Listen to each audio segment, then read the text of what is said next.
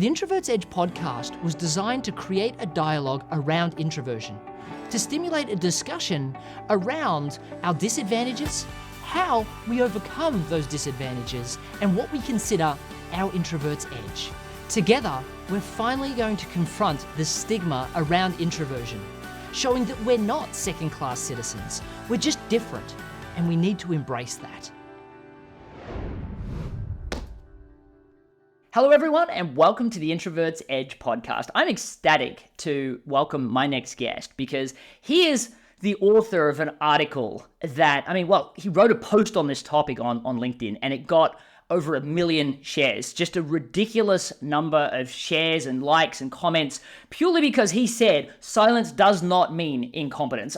I would have thought that was a pretty obvious statement, but apparently this is a topic that is still absolutely important to bring to the forefront because a lot of people still think that competence comes from confidence, which is also absolutely not true. Now, our guest actually is part of the Forbes Council. He's part of the Harvard Review Business Council as well, and also he just specializes in helping people realize how to turn difference into synergy, and more importantly, how to actually back that up with data so you're not just saying, I think it's good for us. So without further ado, I'm going to welcome to the show Csaba Toth. Csaba, welcome to the show, mate. I'm ecstatic to have you, and I hope I didn't butcher your name too much. No, that was perfect. Thank you so much for having me.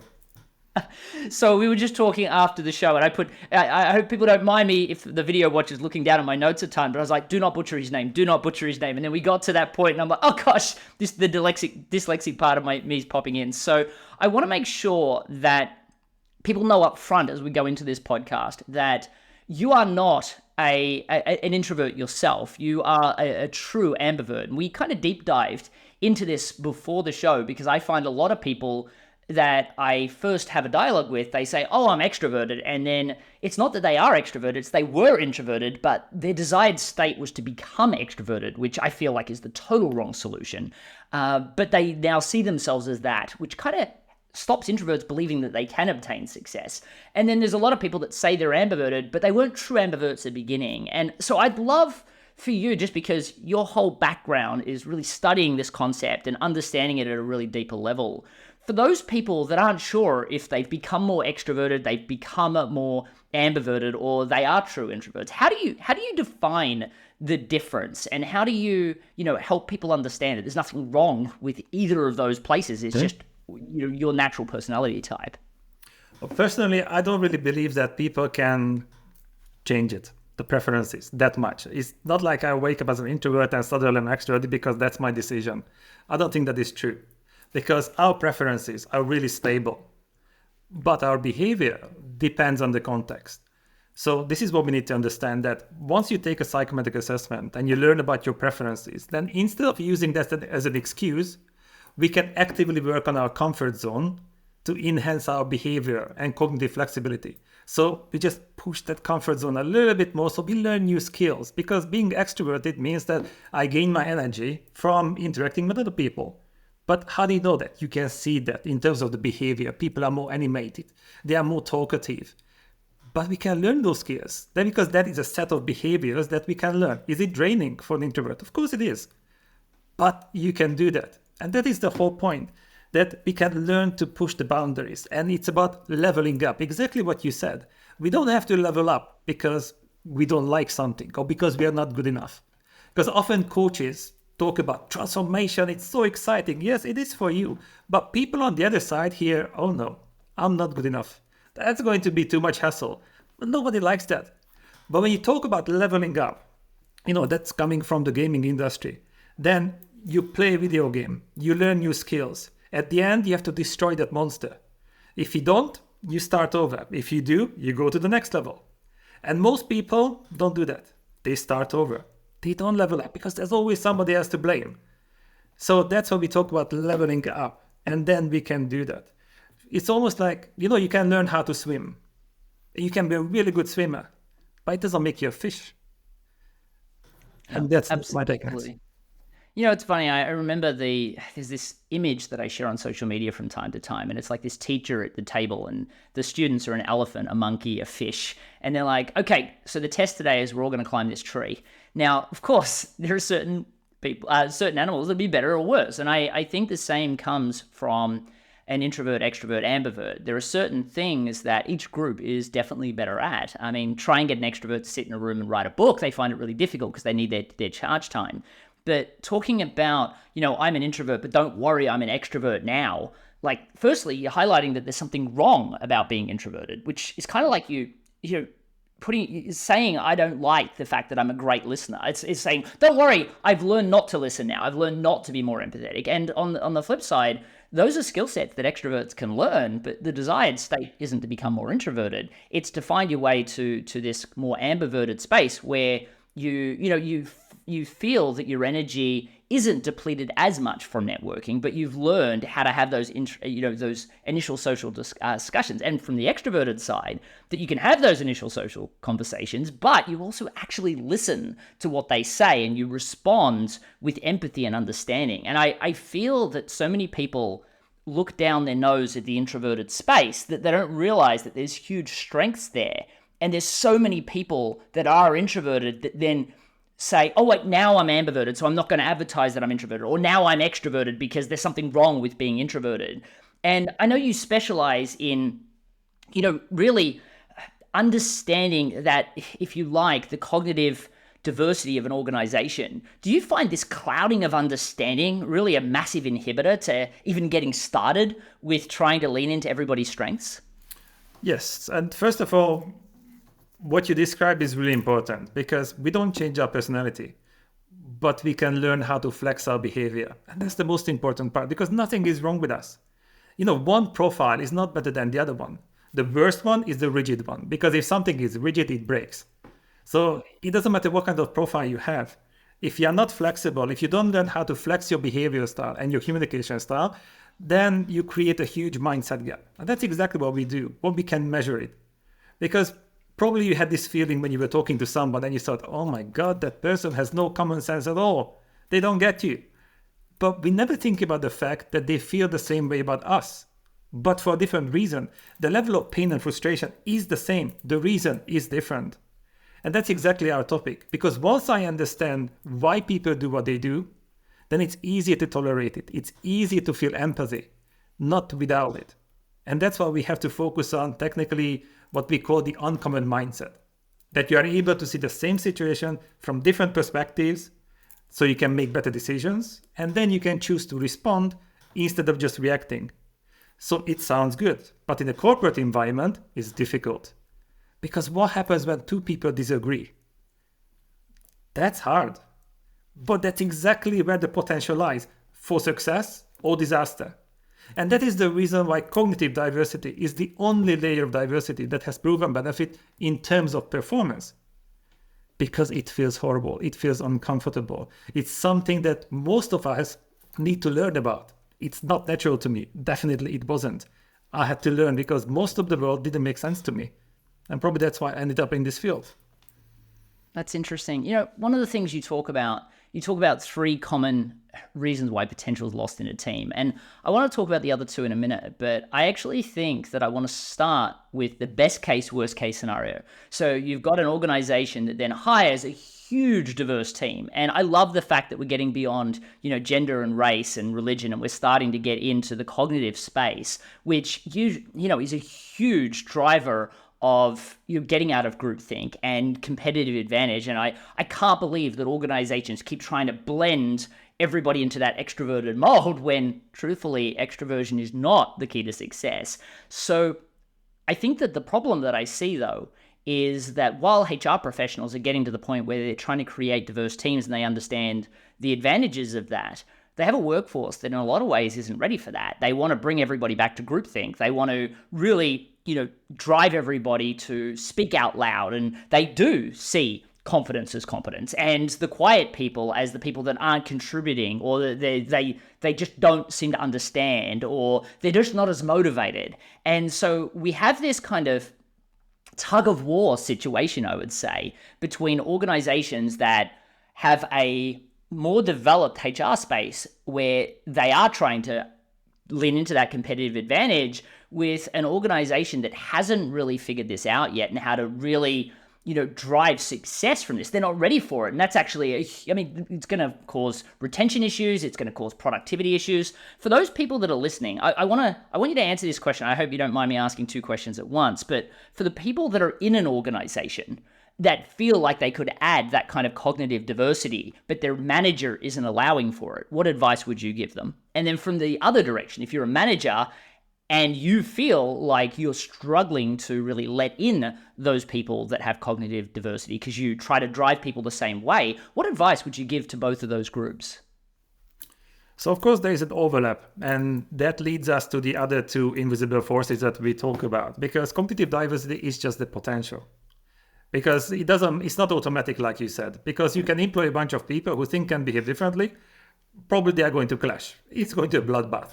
So can you make it work? That's a different story. But you have to create the right environment. And that is a psychologically safe, motivating environment. Because maybe you have the selection of opinions in your team, but if people don't speak up, if that opinion is not appreciated, it's not valued, and it's punished, then people stay quiet. And that's the problem with that. Because in every single company, there is a norm that most people conform to. So the real question is, how big is the mindset gap between what is natural to you and what is normal and expected around you? That's really important, because that shows the level of inclusion. So from a managerial perspective, it is important to create the space. But often when we talk about psychological safety, then we talk about the external environment. But that takes away the power from people, because we have to give back the agency, because your sense of psychological safety and motivation depends on you, how you perceive something. And let's be honest that introverted people feel less safe than the extroverted ones. And that's normal. So instead of shaming the company into inclusion, maybe those people need more coaching, need more support so they can reframe that experience. And then the outcome is something positive. But we just have to acknowledge the fact that it's going to be uncomfortable. Because what you can read about that, we love diversity, we celebrate diversity. When I did workshop for BBC, they had 17,000 employees. And they said, we celebrate and tolerate diversity. And I said, that's fantastic. That's so much better than hating people. But you cannot turbocharge your car by celebrating your engine. That's not enough. You have to understand how the different parts work together so you can optimize them. And that's the beauty of it. But what happens, then often companies employ a lot of different people and then they teach them how to be normal. They call it onboarding. This is what we do. Why? Because. Fantastic. Good chat. And that's how we lose the power of diversity. So we just have to understand that it's going to be uncomfortable in the beginning. But once I understand that the feeling of discomfort is a sign of growth, then we can deal with it.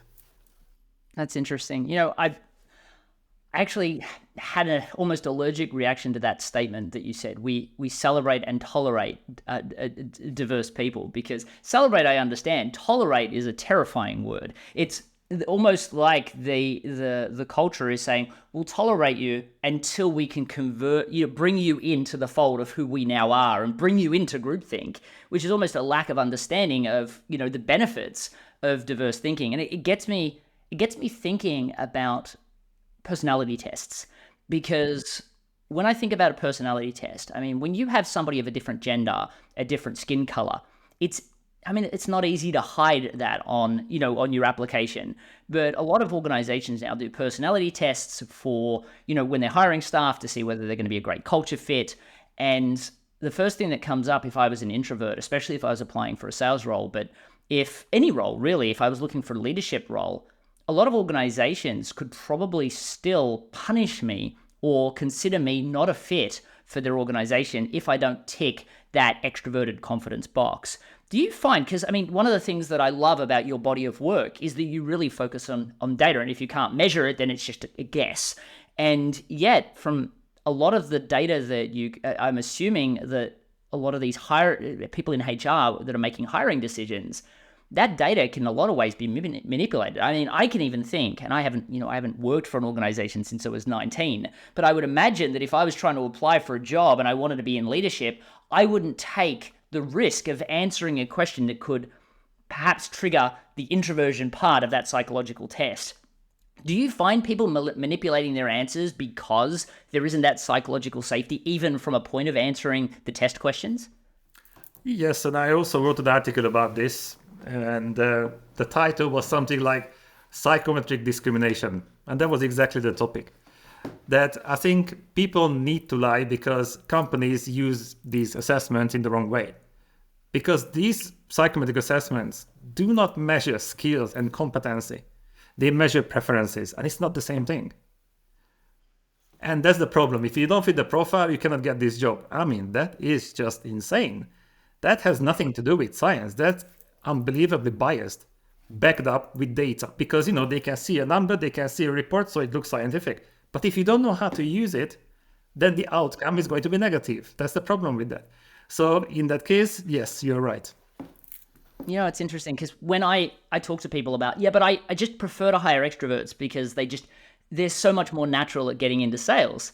And I'm like, okay, well, I understand this. And I know we've got another interview coming up on the Introverted Seller Summit. I can't wait to dive deeper into this because I also think that there's a huge difference from an introverted seller perspective on intrinsic motivation and the requirement for believing in the organization. But when I hear things like that, I'm like, okay, so just so I'm clear then, if Zig Ziglar came for an interview at your organization, if he was still with us, you wouldn't hire him then. And they're like, well, of course we'd hire Zig Ziglar. And I'm like, but Zig Ziglar is an introvert. So how could you not acknowledge that and embrace that into your culture? So I really feel that when you talk about it is harder, how do you start to bring this rigid structure of they have to tick these boxes for these roles and these are the characteristics to a much more, let's have an open conversation and look at the potential of every person and how we can see each person's as individuals with skills gaps, not deficits. How do you start to bring that into a place of, as you put it, psychological safety, where A, they feel psychologically safe to answer the questions correctly, but then also feel psychologically safe to be their natural self when they start work? I think it comes down to education. And the problem is that our field is full of outdated and incomplete ideas that can cause more harm than good. And to be honest, that is the reason why I publish my book. That's why I do a webinar every single month. So people can attend it and then they can ask better questions so they can make better decisions. Because a lot of companies are selling what they have, not what the clients need. And that's a big problem.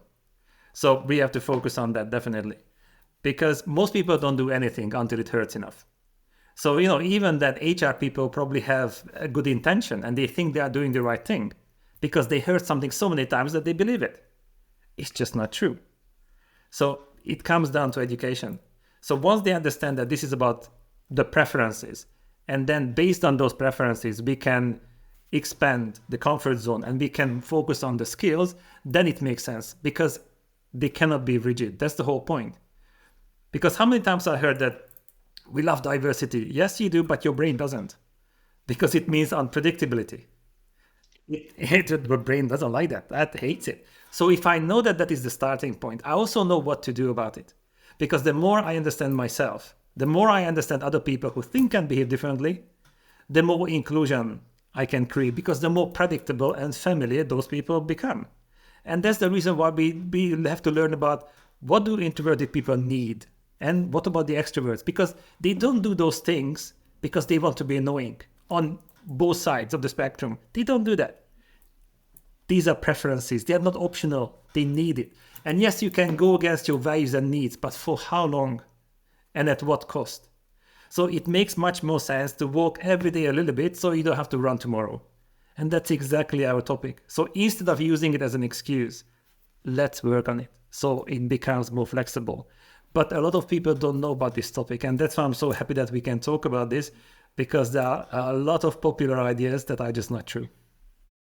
Look, I think that's really helpful for people to hear. And I'm just imagining a couple of people that are listening to this that are in that place of leadership that perhaps have kind of, maybe they even say that, I used to be introverted, but now I'm extroverted because they saw that as their desired effect. And maybe they're leading now in a way that isn't creating psychological safety for their other introverted team members, but also is perhaps allowing these non-inclusive behaviors to kind of spread into their team.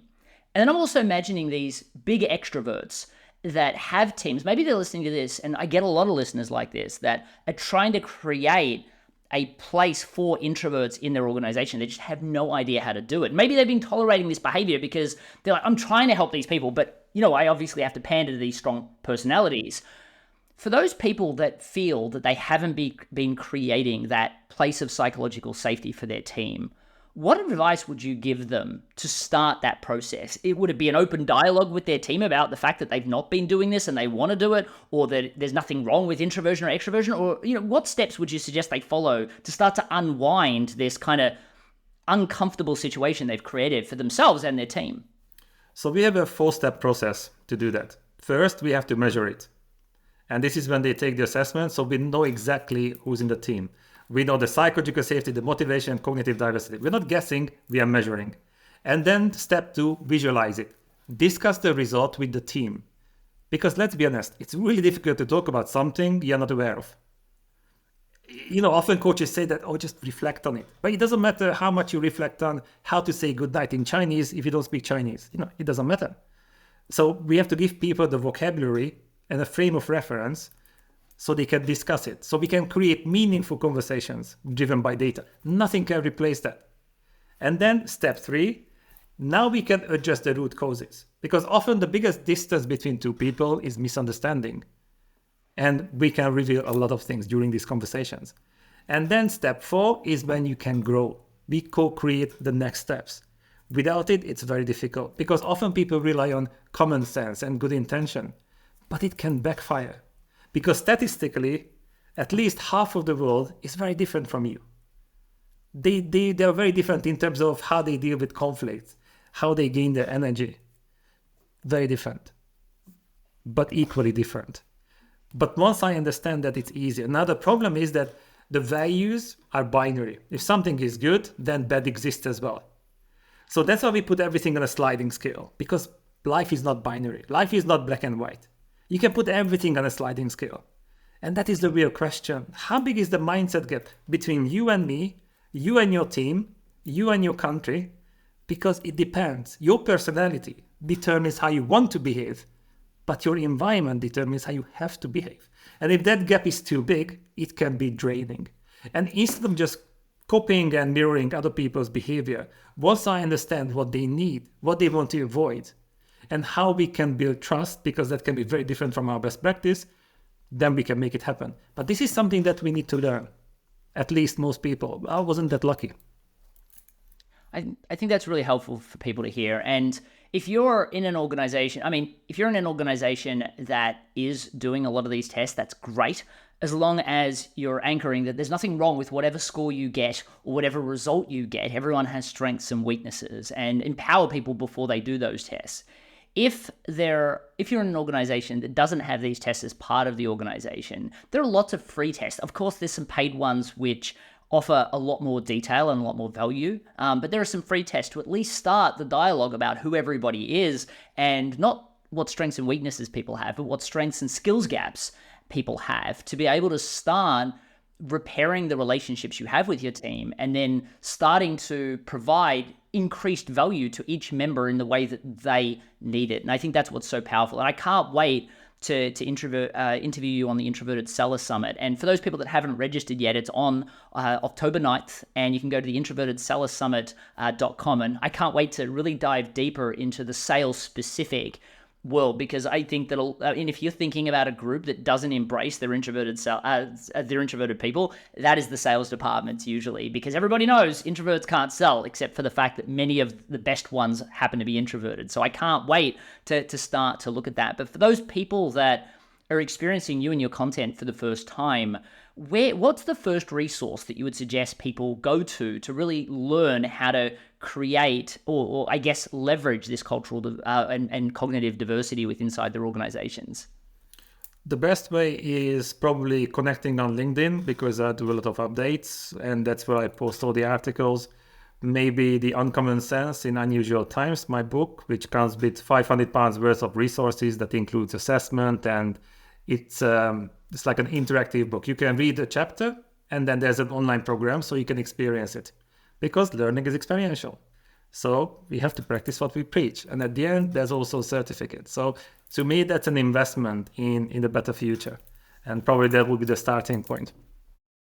That's perfect. Mate, I so appreciate you sharing this, and I can't wait to finish this interview in a deeper dive into the sales world as well. But for those people that are checking out this podcast and haven't registered yet, please go and do that. But for today, thank you so much for checking out this episode, and I look forward to seeing you in the next episode of the Introvert's Edge podcast. Cheers, everyone. I'm Matthew Pollard, the author of The Introvert's Edge to Networking. I'm on a mission to help introverts to be proud of who we are. For the first time, you'll learn a process for networking that feels comfortable and authentic to you as an introvert. A process that doesn't feel salesy or awkward in any way. I saw at least half of my board members, 3 in particular that I can think of, that now are so comfortable in literally going up to people at events. All of a sudden, I can see the confidence. Most of the networking books and literature out there really focus on hardcore tactics designed for extroverts. As introverts, we're different, and we need to embrace that. We need a system that allows us to channel our natural introverted strengths into the networking room. You will learn how to be successful at face-to-face networking and a masterful online networker on your terms. It's beautifully written and it provides tremendous value. So I am honored to say, folks, if you haven't looked at the book, you really need to check out this guy's book. It's excellent. It gives you that confidence to truly be yourself, knowing that you're going to be presenting yourself in a way that is authentic and will also really resonate with the person that you're talking with. One of the things you'll love about the Introvert's Edge to Networking is it's jam-packed full of more than 20 stories of introverts just like you. People that have likely started in much tougher spots than where you are right now, and how they've leveraged the strategies that you'll be learning to obtain phenomenal career and small business success. I was about to give up on my business. The results started coming in right away. In fact, a year later, the Chamber of Commerce awarded me the Business of the Year. You need to go read his book, because everything he does is what people need, whether they're an introvert or not. I've been fortunate to receive endorsements from some exceptional introverts like Neil Patel and Ivan Meisner, the founder of the world's largest networking group, BNI. What I love about the Introvert's Edge is that it talks about the things that make an introvert successful. The Introvert's Edge to Networking is going to destroy all of the barriers that you have around whether success in networking is possible for you. Now I'm up to kind of 5 figures, triple my prices or more. It was like the deals just kept coming in, and it was incredible. Like, I had never seen anything like it before. I was able to triple my revenue, and that's happened within 6 months. We've gone from 10 million a year to 20 million a year. I wrote The Introvert's Edge to Networking after the success of the first in the Introvert's Edge series, which focused on sales.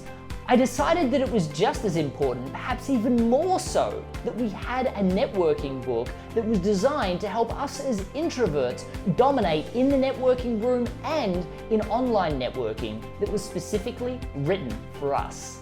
So if you're an introvert, don't delay. Head to theintrovertsedge.com/networking to get access to the first chapter of my new book completely for free today.